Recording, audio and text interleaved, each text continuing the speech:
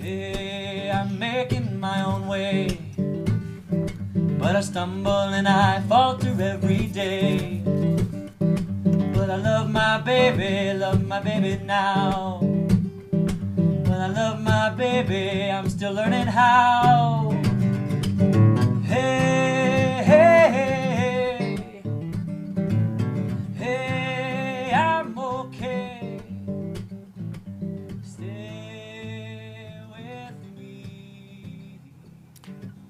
Hello, and welcome back to Pathways to Parenting Success. I'm your host, Dr. Jan Hittleman, licensed psychologist, director of Boulder Psychological Services. It's my pleasure to welcome you back to our program. We have a great topic for you today, transforming your parenting style with mindfulness. And we have a wonderful panel of experts that are going to help us understand more what that concept means and how to put it to good use in working with our children and improving our parenting style. We have an opportunity for the audience to get involved too, and we'd love to have you participate with your questions. You can easily do so by going to our website, www.boulderpsychologicalservices.com, and clicking on the events icon, clicking on this event, and you'll see there's a form that you can fill out, and we will receive those questions and we will ask our panel. So please take advantage of that opportunity and join our conversation regarding parenting style with mindfulness. I also want to thank our partners, the Boulder Valley School District, Channel 22, for making this program possible, as well as our sponsors, the Daily Camera, Temple Grandin School, Centennial Peaks Hospital, the Hope Coalition, Boulder County Healthy Youth Alliance, the Parent Engagement Network, and the Boulder Counseling Cooperative. Thanks to all of our partners. I'd like to start by introducing our panel that we have this evening. First, I'd like to introduce Debbie Mayer. Debbie is a licensed clinical social worker who specializes in working with families with young children, providing support to both parents and children. She not only uses mindfulness techniques in her clinical work with families, but also applies them in her own life as a parent. Welcome, Debbie. Thank you. We are also joined by Jenny Key, licensed clinical social worker. Jenny has specialized in helping teens and families for 15 years. She incorporates mindfulness-based strategies into her therapy and mentoring practice by utilizing experiential wilderness-based modalities such as equine-assisted therapy and animal-assisted therapy.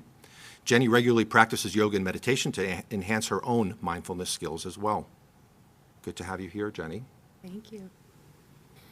We also are joined by Harmony Barrett Isaacs. Harmony works in private practice with adolescents, young adults, and families, specializing in depression, anxiety, and transitional issues. Harmony works with her clients to help them build self-acceptance, live more honestly, and have the skills to take care of themselves. Thanks for joining us, Harmony. Thank you. And last but certainly not least, we have Dr. Mickey Fire, who is a clinical psychologist specializing in issues related to life transitions, grief and loss, trauma, and relationships. She works with adults, adolescents, and couples in her Boulder-based office as well as over Skype. As the mother of a 15-month-old, she is getting ongoing opportunities to practice mindfulness as a new parent. Hopefully we'll hear some details about that. Welcome, Mickey. Thank you. First, we're going to talk about this concept of mindfulness. I'm not sure everyone's familiar with it in terms of what it means. And I have some information, but before I do that, I'm wondering if any of our panelists dare to help us understand this concept a little bit more. What is it? Let's define it for our audience. Well, I'll start with Please do. just a basic understanding of it. And it's, in my understanding, creating space between reaction and action. So understanding the workings of your mind and also awareness of your body and the present moment, and being able to feel what's happening in yourself as something happens, and creating that space before you move into action mode. So that's kind of the working term that I tend to use. Anyone have anything they want to add to that?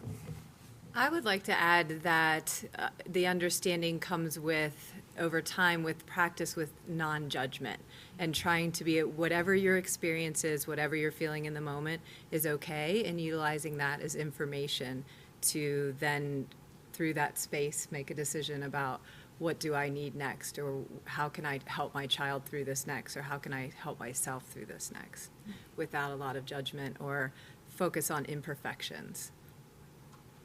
Excellent.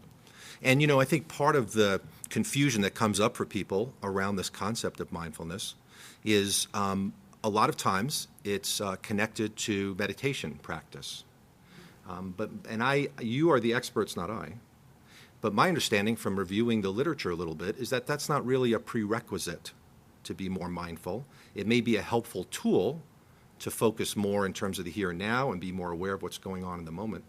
But I would like to think that a parent that doesn't have that background and experience need not worry that they cannot be more mindful with their child. Would that be a fair assumption? Definitely. Yes. Okay. And the other thing that I would wonder about from our panel, some of you, not all of you, have young children yourselves. And I'm guessing that even though you are experts in this area, I'm guessing there's a time or two that maybe you haven't really executed your mindful approach as effectively as you might have liked. I'm really hoping for some confessions, but I don't know if we'll get there. I was really blown away when I first had a baby, how mindful I had to be. That it was the best mindfulness practice I've ever had, is to have a brand new baby, because she demanded every moment for me to be present with her, or we were in chaos together, and she was crying and I was crying.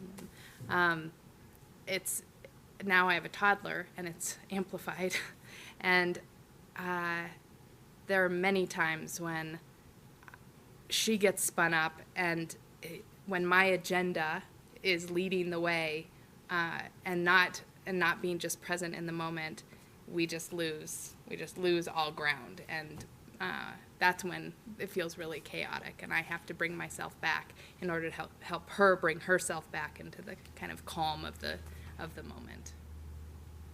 Yeah. I would add to that, thinking about my experience. I have a child that has now, I guess, just shifted from being that kind of in that baby stage to toddler. And I guess I would add also to the definition of mindfulness, at least in my experience, you use the word execute, to not execute it perfectly. And it makes me laugh because I think that pretty much sums up 80% of my experience as a parent is not doing it perfectly. Mm-hmm. And I would say that mindfulness also, in my kind of sense of it, includes not having an objective, not necessarily having a goal that you are working towards, that it really is just about being completely in the present moment, whatever that is. And so that piece, I think, interestingly enough, in a funny way, isn't always so hard to execute if you can be completely honest with everything being complete chaos or really challenging or whatever it is. But I think, like Harmony was saying, so often, I know as a parent myself, I get very, very caught up in how I think it should be, how much I think she should be sleeping, how much, I think I should be sleeping. Sleep is a big one. and that being the place that I think is hard to execute, is letting go of that constant sense that it should be different than it is. What I found interesting in researching mindfulness a little bit in preparation for our show is that it touches on a lot of just really important general concepts that have to do not just with parenting, but with just self-adjustment and happiness. And one of the things that you remind me of, Mickey, in what you're saying is that in a lot of the material that I looked at, it talked about this idea, this broader idea that we talk about a lot in terms of parenting, that we all are kind of set up for self-perceived failure because we have this image in our minds that we're supposed to be all-knowing and have all the answers and always be calm. And of course, within 5 minutes of being a parent, we discover that that is easier said than done and much more challenging. And what I found really encouraging about some of the readings that I did on mindfulness is that the idea of being, one of the phrases used in one of the articles I read was to be the good enough parent versus the perfect parent, and to kind of go easy on yourself in terms of your own self-expectations, and that's actually a key element to mindfulness and being effective in terms of letting go of all of those expectations. Mm-hmm. The other thing that's interesting to me about this subject is that it touches on another larger issue, which involves, and you know, we all experience this, whether we like it or not. When we have children of our own, for many of us, it forces us to look at some of the emotional adjustment issues that maybe we still need to address individually. So that if I'm a parent and I'm struggling with anxiety or depression or substance issues or any of a number of things, that's obviously going to impact my availability for my child, my ability to be in the moment, certainly, and to address things in a healthy way. Mm-hmm. And so what kind of advice can we give to parents, again, parents that know nothing about this subject? What kind of easy strategies can we suggest to them to experience this? While you're thinking about that, I will offer a random example.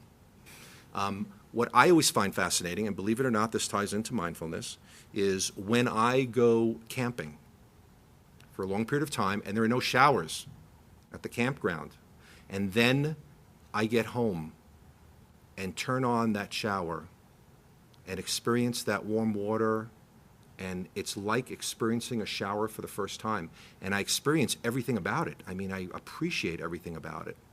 But then, unfortunately, within a few days, I go back to autopilot, where I am in and out of that shower, and sometimes I don't even really remember being in the shower because my mind was elsewhere. And again, in reading over mindfulness material, it really reminded me of that that's really what mindfulness is about, you know, really experiencing that moment.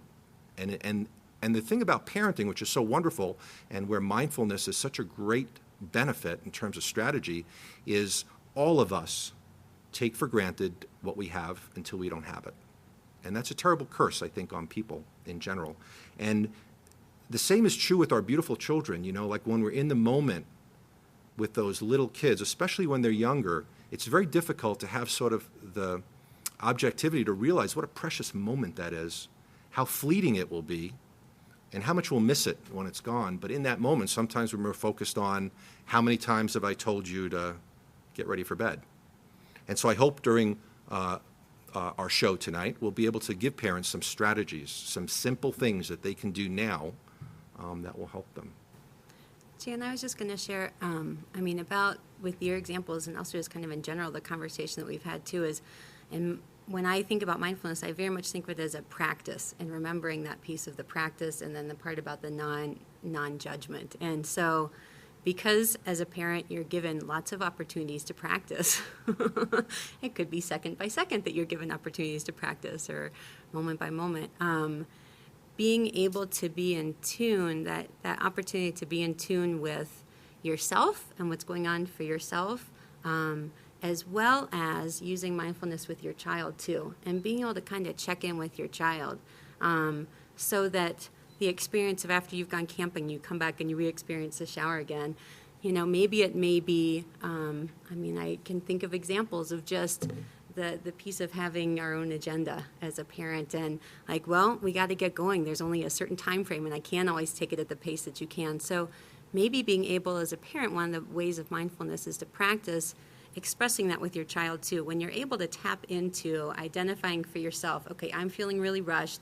I know we have to get out of here. I know you don't want to get in the car seat, but I know that's what we have to do. But I can tell it's not what you want to do because you want to be playing with the light up here, and that's not what that your agenda is not the same as mine of needing to get to preschool or whatever it is that you're going to, or if it's an older child, that they need to be going somewhere else. And honoring that for the child, of just kind of talking about that with them, of just saying, you know what? I know this is not the pace you want to go. I know you want to be playing with the light up above instead of me strapping you into the car seat. And expressing that mindfulness aloud. Or you can do it in ways that's not verbal too, of just like, boy, this is exhausting, trying to get this together and trying to get out of here and trying to do this. So being aware for yourself of when you're getting to that overwhelmed space. And also, I really think as parents, being mindful of where our children are too, when they're getting at that space, which those are usually tandem processes too. When the child is getting there, the parent's getting there too, and vice versa. And just identifying that within the relationship, I think, is an extremely valuable tool that can be helpful for families. Another tip, just a really easy one that I like to use for myself, and really anyone of any age, and parents can do it with little kids too, is to tap into the 5 senses, because that's the easiest way to get into the present moment, is use our immediate senses. And so either you do this for yourself silently, or you can say it out loud, or with your child, do 5 things that you can see and say it aloud if you're doing it with someone, 4 things that you can hear, 3 things that you can touch and to actually to go ahead and touch them, 2 things you can smell, and 1 thing you can taste. So maybe it's even grabbing a mint or something so that you have that sensory experience. But that can be a way to connect with the present moment in a kind of tangible way that I found effective. Mm-hmm. And go ahead. Well, I think the only other piece I would add, there were 2 things that came to mind as you were sharing your story and asking your question, Jan. One is, I think in a way having children it's such a gift, but in this double-edged kind of a way, because there's something changing constantly. You know, you mentioned the thing, Jan, about how we don't appreciate every moment before it's gone, and I think that's true. And because the moments are constantly changing, there's actually so many opportunities to have that, first time in the shower after 2 weeks experience. Because the minute something has become predictable, it's not predictable anymore. When you have a kid, especially, I have a little kid. I'm not quite sure how it is as they get older yet. But then the only other strategy or thought that I had for folks is, first of all, to say that I think the experience of not always being mindful is absolutely the norm for most of us, that there's moments where suddenly we have taken an entire shower and haven't even paid attention. Mm-hmm. And then there's always the moment where it kind of dawns on us, it clicks, that I haven't been mindful, I haven't been paying attention. And I think so often the tendency is for us to get annoyed or down on ourselves in that moment. Like, oh man, I didn't pay attention to the last 10 minutes. What have I been doing? And I think a really easy thing that people can do, and it might sound a little bit silly, is to shift that judgment to a moment of just saying thank you.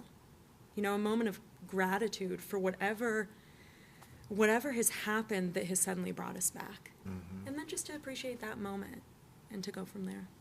Ironically, and I don't know that we could ever change this, but one of the things we all take for granted to some degree is life itself. Because, it doesn't last forever. I mean, I will live forever, but for most people. And I think that's something else, especially with our children. Our children can help us to appreciate those moments in life. And the other thing I'm hearing from our guests tonight is that maybe we need to, let go of expectation and not let expectation rule our judgment. I read over an interview that was done with Mila and John Kabat-Zinn, who are the co-authors of Everyday Blessings, the Inner Work of Mindful Parenting. And there were a couple things in there that I found really interesting. One tied into a concept that I love to talk about, which is positive and negative attention with kids.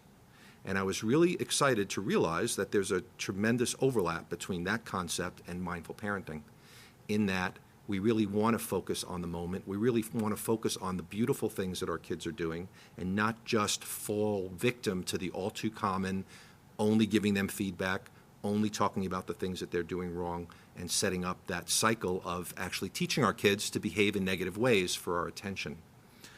One of the things the authors mentioned in response to the question, what does being a mindful parent really mean, was that mindful parenting is about moment-to-moment, open-hearted, and non-judgmental attention. It's about seeing our children as they are, not as we want them to be. We let everything that unfolds in life be the curriculum for our parenting, because it is, whether we like it or not. And I love that. And again, would like for our viewers to really understand that you don't have to become a Zen Buddhist and meditate every day to be a mindful parent. It would help probably, but we certainly don't have to do that. And this is not such a big bridge that you have to cross. In other words, you can just take a moment today and just really focus on the here and now. Harmony gave some great suggestions in terms of focusing on the different senses, and it doesn't even have to be 5 things. It can be 1 thing for starters, just to try to make that shift, see things as they really are, and really try to be there in that moment and not think about what we have to do later today and what our kid's schedule is tomorrow, etc. And do this not so much to be a good parent, but for our own selfish reasons, to really enjoy our lives more, to have a more meaningful relationship with our own children. That's what it's really all about. And keep in mind, parents, there's easy ways for you to do this, easy ways to make this kind of shift. And of course, the other thing that's very important to consider is shifting your philosophy of life, which I think this is like a philosophy of life, benefits you as an individual. It certainly will help your parenting and your children, but in terms of your own emotional life, this will really help you to reduce stress and anxiety, because a lot of that is tied into the very things that mindfulness tries to challenge, like expectations, etc. Jan, I'm sorry. Go ahead. Well, I was just going to share another technique that I was thinking of that when we think of trying to implement something new, that's a relatively more simple or basic idea that a lot of families can grasp onto, is a technique that's called observe and describe. So say that you're interacting with your child, that you're just sitting there and you're just observing. And when you're thinking of describing, it's almost like you're watching a game and you're kind of the sportscaster and you're just kind of thinking of like describing play by play of what's going on. Or it could be that you're describing maybe an emotional experience that you see your child having, like, oh my gosh, I see my son smiling as he's building the Legos and he's really excited about it. And oh, look, and then I notice that he grabs the red one and now he grabs the blue one. And oh, look, how he uses his hands to kind of shape it this way and do that. Just observing and describing. And you can do it to yourself. You can do it out loud, too, with your child. It's just also another technique that can be a stepping stone of trying a way of just incorporating being present in the moment. I would add to that, too. I'm just thinking in terms of the parents that I work with and the teenagers, because we're talking an awful lot about the younger population. And I'm thinking about some of the workshops I've done where the parents have looked at me and said, this all sounds great, but when your kid is cussing you out, how do you expect me to be mindful? And so I think that that's a really important piece that I want to address, is that sometimes when we're not mindful, we go into fight or flight mode. And so doing some of the things that Harmony talked about and just identifying, how am I feeling? How do I even know if I'm being mindful or if I'm in fight or flight? Because I may be observing that my child is looking at me and I want to appreciate that he's smiling, but I'm so sick of him treating me this way. And so mindfulness in that moment would be, again, that non-judgment and just recognizing what's happening in your body and how is my child feeling and what must it feel like to be him and be angry in this moment, and asking him, now how are you feeling and what are your options in this moment if you are feeling this way. And that gratitude that Mickey talked about feels really important as well. But I think with teenagers it becomes a little trickier because the patterns have been set for a really long time. And so the mindfulness practice becomes a little bit more challenging, but then there's so much more opportunity there too, remembering they're still your children, even though they look like adults and they act like adults and they certainly use language that's more like adults, but that they're still children, and having that opportunity to better your parenting through learning from that. And I'm glad you made that point, that this is a strategy that works really with all age children, not just young children. We have to shift gears a little bit. We do have some questions, and I want to let the audience know again. You've got to be fast because our show is almost over, but if you want to ask a question of our guests, please go to our website, www.boulderpsychologicalservices.com, click on the events icon, which will take you to this event, and submit your question. Here's a question for our group to consider. I'm a super busy parent and I don't have time or quiet space to meditate.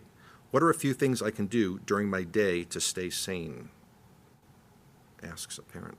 And we had some suggestions, but I'm just wondering if there are any other kind of quick tips for folks that have no idea about this concept and we want to give them some little strategies to do to get used to it. the first thought that comes to my mind is if this particular person can just remember, any time during the day that, I don't know if it's a woman or a man, but that this particular parent can remember this question: how do I stay sane? My suggestion would be, in that exact moment, to ask yourself, in this moment, what would allow me to feel sane or to feel more sane? And it might be something that they can't do in that exact moment. And even better, if you can ask yourself, what is it that would allow me to feel sane right now, even one little thing that I can do that's in my control? And to just do that.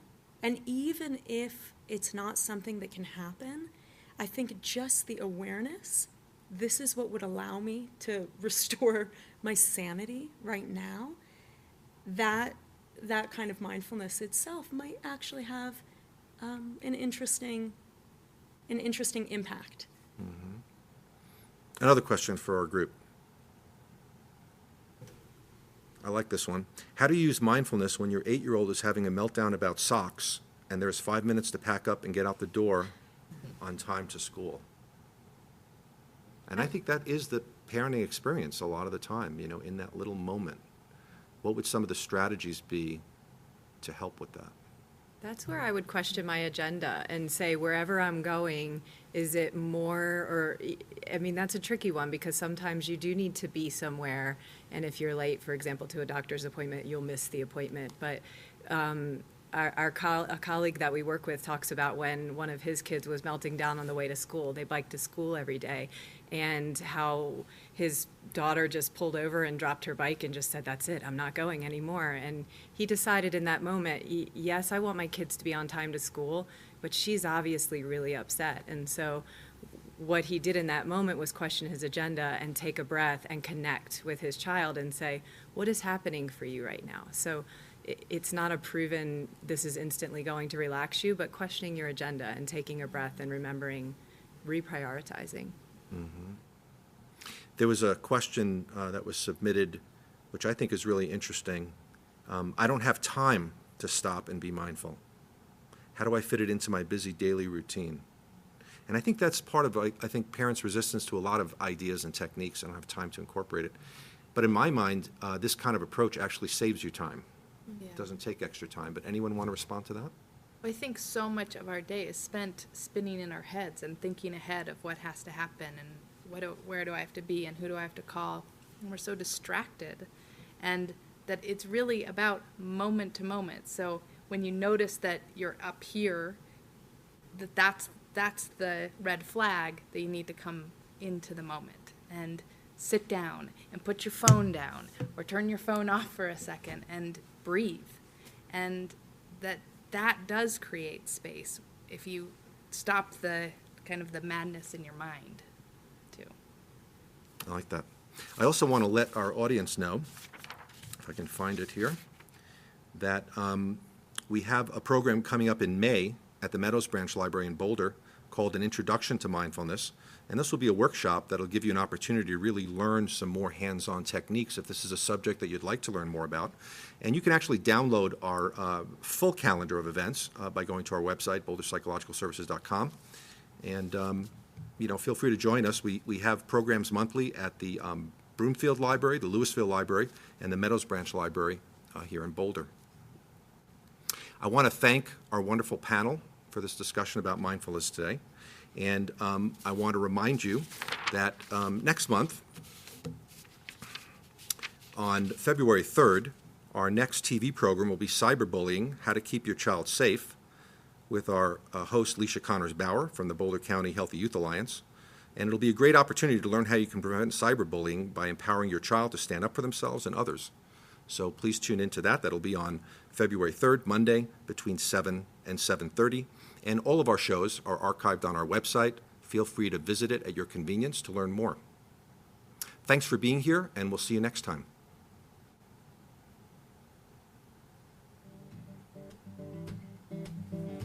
And now the planet's done its bowing down, and soon the growth returns to follow ground. But I know churning underneath the snow. And I love my baby, and we've miles to go. Hey, hey, hey, I'm okay. Be with me. We'll beat this, can't you see? So wait a while, winter time. Wait a while, winter time.